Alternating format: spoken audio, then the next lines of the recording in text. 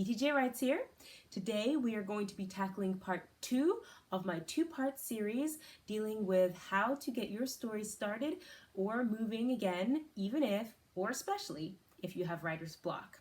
Unlike part 1, which was more focused on how to get started, part 2 here is going to be focusing on what happens when either you've gotten to the middle and you got stuck and you don't know how to keep going, or you've got your beginning and your end, but the middle is just a big nebulous mystery.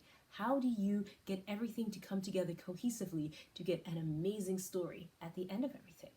As with the first video, there's an article linked in the description box down below, so check that out if you would prefer to follow along in writing. Before beginning this next section, I do need to say one very, very important thing, and that is, don't be afraid to abandon your ideas. And I know that might seem a little bit crazy coming from the last video where I said all ideas are good. But sometimes there's going to be an idea that just doesn't work and you're forcing and forcing and forcing, and that's where you're having the trouble with your writer's block. Just throw it out.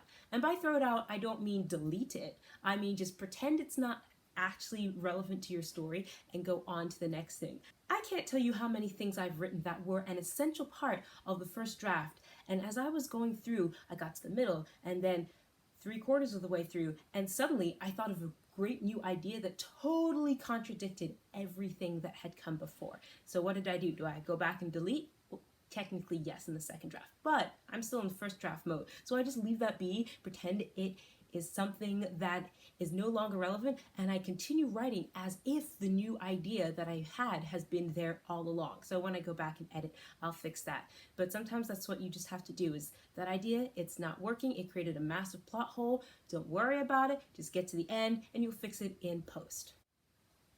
Let's tackle problem number 1. You have half a story, but no idea how to end.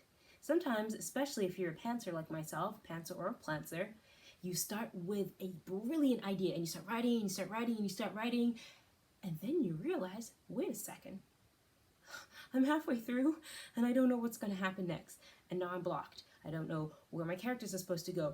I'm starting to get a little bit bored. Nothing interesting's happening. It was so promising at the beginning, and now I've gotten to this section and it's like a wet paper rag. What are we going to do to solve this problem, create interest in our story, and give ourselves a way to keep going? There's a very easy solution to this, and that is to figure out the ending. Where do you want your characters to end up? Or if it's a plot-driven story, where do you want the plot to end up? There's generally 2 ways to end a story. 1 is happily ever after, and 2 is in a tragedy. Third option is bittersweet, but it tends to fall into the greater category of it was more happy or it was more sad. But happily ever after, tragedy, and then bittersweet is kind of on the side there. And once you know how you want your story to end up, whether it is for the characters, for the themes, whatever goals that you set for yourself and the story, gotta figure that out. Now, how do we tie that into where we're getting stuck? Well, if you know where the ending is, right? It's far off in this great chasm and you're right here. Then you can start planting seeds that are going to get your character all the way to the end. If you're outlining, this works really well because you can just sit down and brainstorm and sit down and do this. But sometimes as a pantser, you have to do the work. And it can be difficult because you're just ready to sit down and write, but just getting these little twisty things out of the way can be really, really helpful. So get that ending in your mind. Does the hero slay the dragon? Does the princess get rescued? Do the dinosaurs reclaim Jurassic Park? Whatever your ending is, you've got to work kind of backward toward where your characters are now. And once you've got that ending, you are good to go. With one small caveat that the ending that you end up at might not work with the story you've already written. Don't worry about that. That's second draft problems, okay? Just want to put that in there. It might seem like complete garbage, and endings are hard to do. So your first ending being complete garbage, totally fine. And it might be, the best thing you've ever written, but it just doesn't fit with the rest of the story. Again, do not worry about it.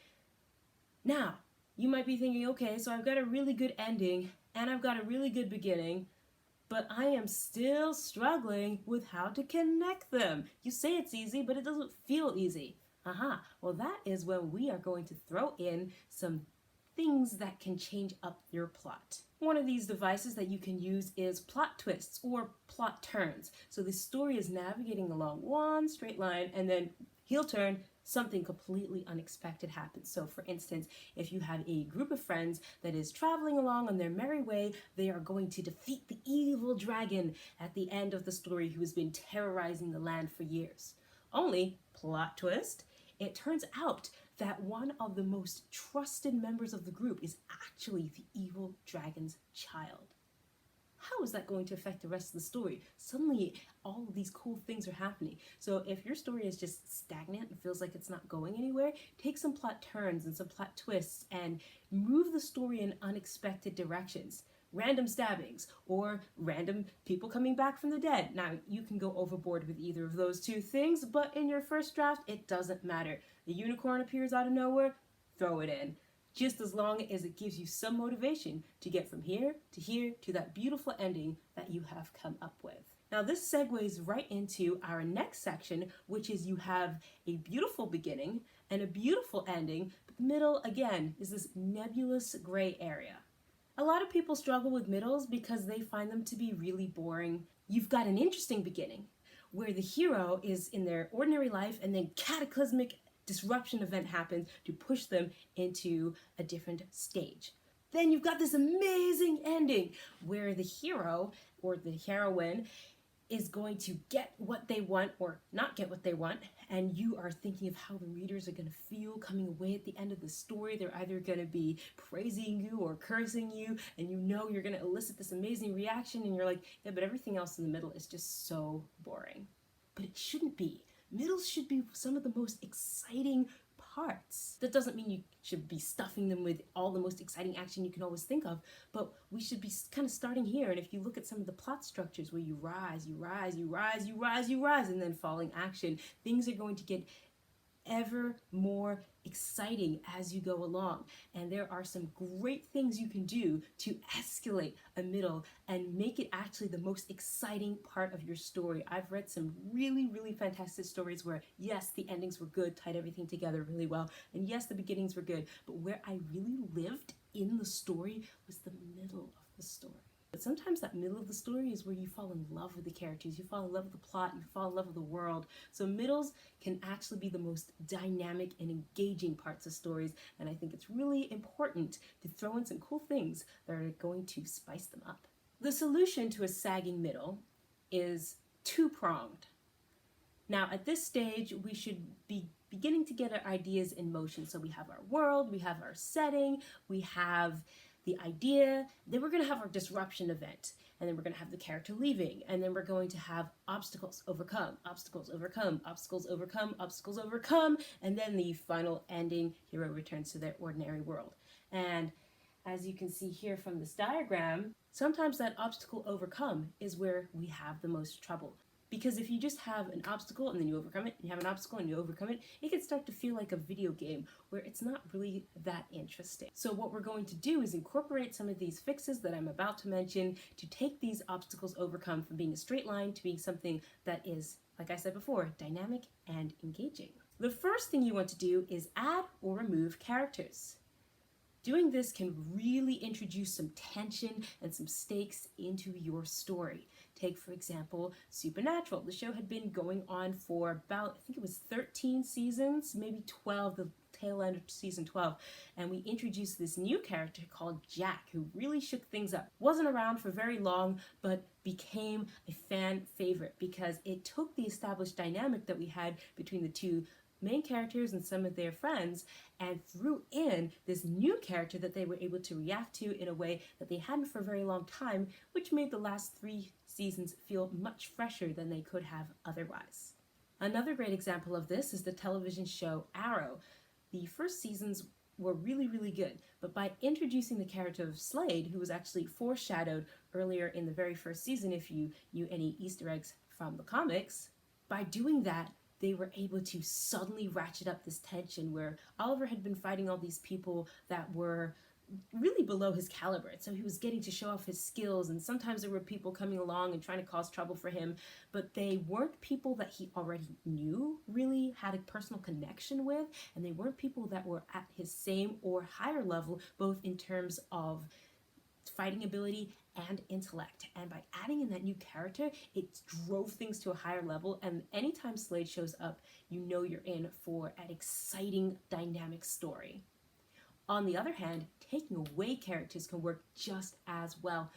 A wonderful example of this is the Song of Fire and Ice series by GRRM, and he really shocked his readers in first the execution of Ned Stark, and then in the execution of Ned Stark's son at the Red Wedding, and many other deaths that happened along the way, where he started out with this giant cast of characters and slowly pares them down until there's only the key players left. But by giving certain people important positions, you think they're going to be around forever, and guess what? They're not. So it shakes up the story, and you're like, oh no, here's a huge obstacle that these other characters have to overcome because they were depending on this person being here, and now they're not. The Death Note manga also does this to great effect. I'm not going to spoil anything for you, but I remember when I was reading it, there was a twist they were building toward, and I could see that they were building toward it, but I thought, they're not going to do that. What story does that? And then they did that.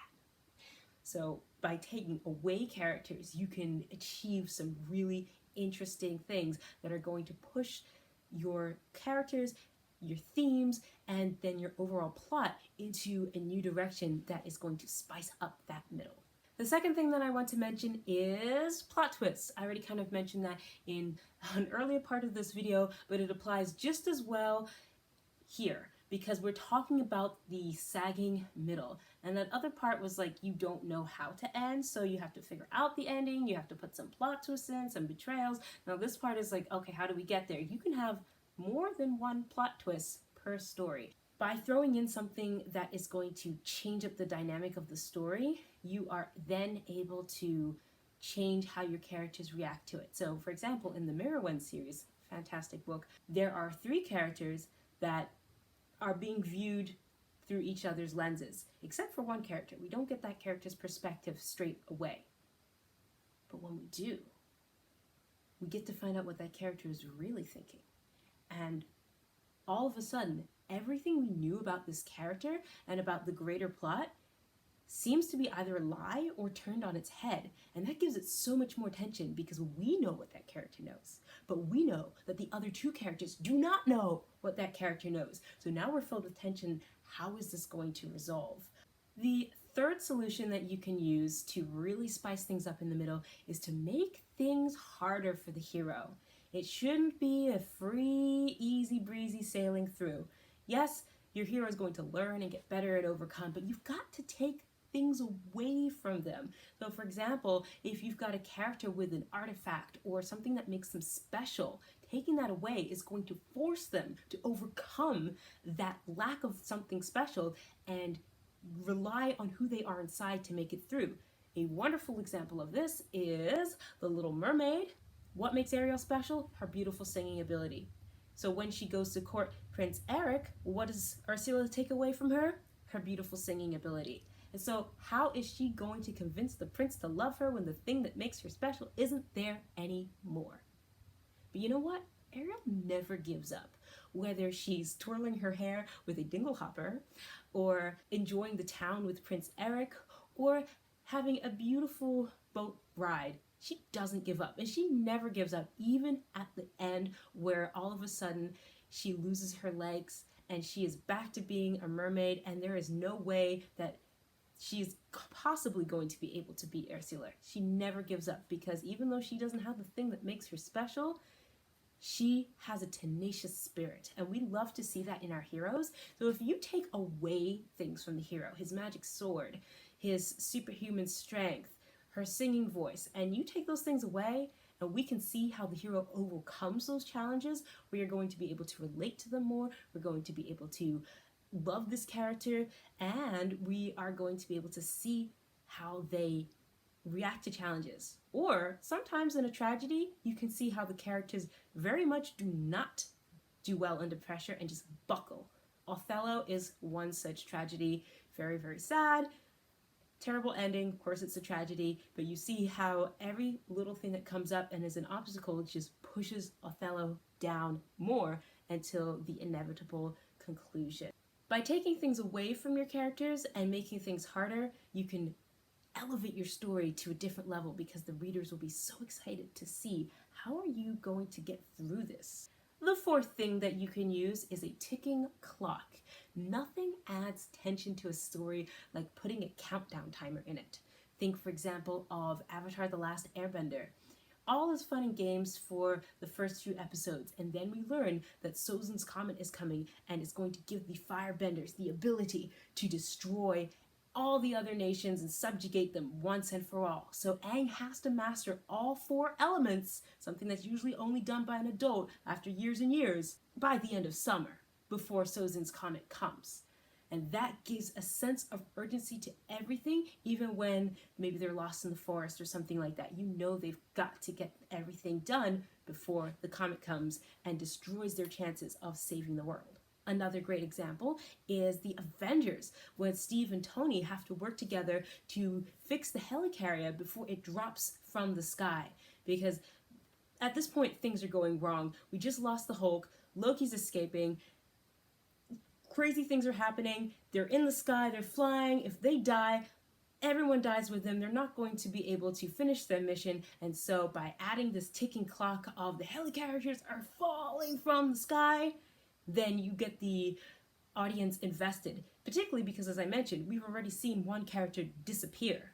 So by adding that in there, you know that the writers are not afraid to up the stakes by getting rid of characters. So how are they going to save the other characters before that same thing happens to them? The fifth and last thing that really can help spice up a sagging middle is to let your characters lose and let the bad guys win. That is one of my all-time favorite tropes in story writing because it is so much fun to not just have the heroes fight against the possibility of what could happen if they lose, but for them to actually taste that defeat and then bounce back from that. Yes, sometimes you can have characters that win all the time, like Sherlock Holmes or Leverage, and done well, it's fantastic. But sometimes it is really, really good to let your characters lose. One of my favorite examples of this, going back to Avatar: The Last Airbender, is the end of season 2, where the characters seem to have come to some kind of realization. Some of the bad guys might be some of the good guys. Everything's going well, and then we do have a plot twist betrayal, and also things just go badly, and our good guys run away. They're shamed. They have to go into hiding. We don't know how this is going to resolve. For all intents and purposes, it looks like the Fire Nation has won. Great cliffhanger, great way to lead into season 3. Another wonderful example of this is Avengers: Infinity War. For the threat of Thanos to be palpable, to be something real, we can't just have the Avengers defeat him before he accomplishes his evil plan. No. Thanos has to wipe out half the population of the entire universe for us to feel that this threat is real. We know what we're fighting against because it's already happened. When we begin Avengers Endgame, we see our heroes at their lowest points. The world is crumbling. Everything is terrible. With that in mind, the heroes know that if they fail again, they're already at their worst end point. They can't fail because they know what happens if they do. It's already happened. So by letting your characters fail and letting the bad guys be competent, I love a good competent bad guy.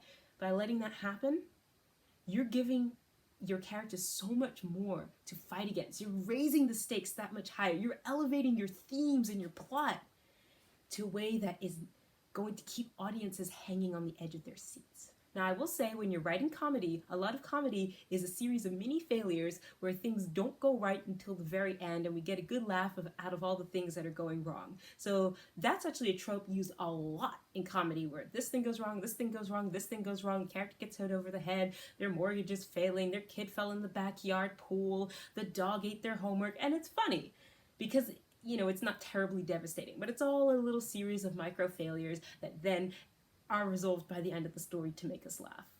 When we utilize these 5 elements, adding or removing characters, plot twists, making things harder, a ticking clock, and letting the good guys fail or the bad guys win, we then are able to elevate the story beyond just obstacles overcome, obstacles overcome, obstacles overcome. Yes, we are putting obstacles in our character's way, but we're doing it in a clever way that increases the tension and keeps readers invested in the character's theme story until the very end. That then gives us a diagram that looks more like this, where we are talking about our first part with the ideas, the setting, the world, and then the disruption event, and then our character reacts to that, and then we're going on into an obstacle, we overcome that, and then we have some reactions to that, and ooh, there's a plot twist, and then we have another obstacle, we've got to overcome that, and then maybe even have a second disruption event that takes things in a completely different direction than what we were going to do, and then we have another obstacle that we've got to overcome,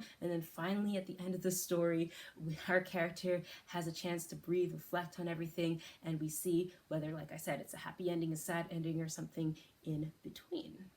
Now, I do have some tertiary issues I want to address, some little things that I'm adding on to this section. So for instance, when you're writing, let's say you want to write something but you do not have the knowledge required to adequately express that.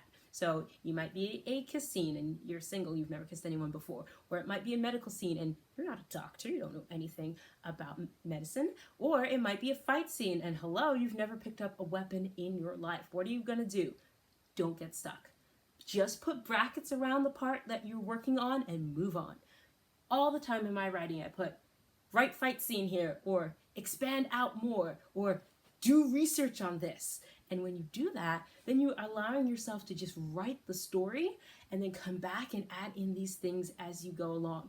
And when you do that, the second draft might be even more insightful because of that. Maybe if you just wrote a fight scene, it might be boring and dry, but when you've come back, now that you know how the whole story goes, you're like, okay, so when this person fights this person, it means this to them because of what's going to happen later and what happens before. So if you don't know what's going to happen, you're getting stuck because I just don't know how to write this thing. Don't write the thing, come back and write it later. But put brackets in and then keep going. And the reason I say brackets is because then you can Control F, find those brackets and find those areas in your second revision and come back and fix it. And the more you write, the more knowledge you'll gain, so that first draft you did all that research for, the next time you write a story that has that thing in it, you already know that knowledge. You don't have to research it. You can just type it in and go along, which makes your first drafts cleaner and cleaner as you acquire more experience. But in your first draft, just note it and move on. Another one is you don't know how to end. This one I've kind of answered already. Just know what your character's goals are, know what your story's goals are, what your theme, your resolution you want that to be. Sit down and think about it. And it doesn't have to be good. It can be really off the wall. But as long as you know what it is, when you get to the ending and you can put the end on it, you can always come back and fix it later. Another thing is that writing can be really overwhelming sometimes. You sit down and you look at this blank document and you're like, I've got to write 50,000 words. No, you don't. You write one word. The journey of 1,000 miles begins with a single step. Write one word and then make it 2 words, make it 3 words, make it 4 words. You got a sentence, then put 4 sentences together. You've got a paragraph, then put 4 paragraphs together. You've got a short little chunk, and then you put several chunks together. You've got a whole page just by writing one word. So don't feel overwhelmed and try to write a whole story. Just try to write a little bit at a time. I know sometimes I like to sit down and just burst out with 1,000, 2,000 words at a time. And sometimes I've just got it in me to do 500. There are people who do 10,000 words in a setting, and I am in awe of those people. I know I can't do that, but what I can do is I can do a little bit at a time, and over time, a little bit adds up, adds up, adds up, adds up, until you've got your entire story. One last thing to mention is if your story is really not working for you, consider the tense and the perspective in which you are writing. If you're writing in past tense, maybe consider switching to present or future. If you are writing in first person, maybe you need to write in third person. Maybe you should even write in second person. I've only seen that done well rarely, but it might be just the thing you need to get your story out of whatever box it's stuck in and out there onto a bigger stage where it makes sense to you. So consider changing up how you're telling your story. You could even tell it in bullet points. It doesn't have to be in prose. You could tell it in epic poetry. If the style isn't working, change up the style. Well, that is where we will conclude part 2, adding obstacles. By going through and throwing things into the middle to make it interesting, you can really spice up that middle, and you can take it from something that's boring and bland and you're trying to slog through to get to the epic ending, to making it the most important part of your story that readers will come back to over and over again and say, oh, I love living in this world. They'll call each other up at midnight and say, I got to the middle of the book and you won't believe what happens. And everyone's screaming and crying and throwing a fit. That's how your middle can be if you take the advice of everything that I have suggested so far. In part 3, we are going to go through the tools and knowledge necessary to put all these things into practice. Part 3 is going to be right here, and do be sure to leave any questions or comments you have in the description box down below or in the article linked on my website. But until next time, happy writing! ETJ out.